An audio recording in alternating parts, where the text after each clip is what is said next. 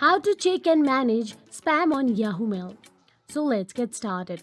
Firstly, open your web browser and simply type down Yahoo Mail on the search address bar and log into your Yahoo account.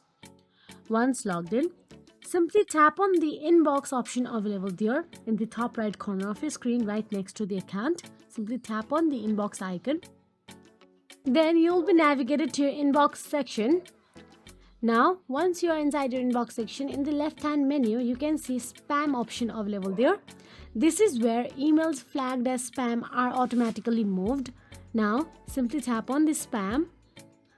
Now, open emails in the spam folder to review if they were flagged incorrectly.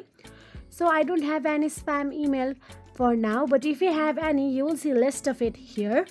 If you find a legitimate email, select it and click not spam, and this will move to email to your inbox and improve Yahoo's spam filters. So that is it. If you found this video helpful, please like, share and subscribe, and thank you so much for watching.